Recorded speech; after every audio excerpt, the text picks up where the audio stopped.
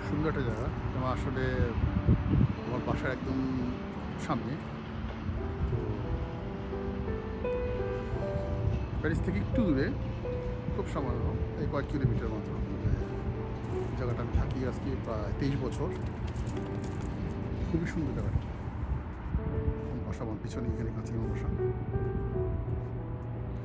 তো সকালে কুকুরটাকে নিয়ে একটু হাঁটতে বেরিয়েছি।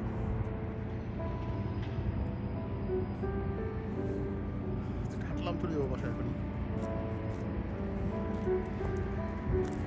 যেটা খুব সুন্দর, এখানে এটা আঙুরের বাগান, আঙুর হয় এখানে।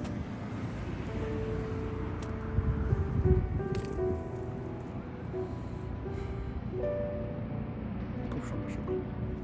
আজকে খুব ঠান্ডাও না, খুব একটা গরমও না।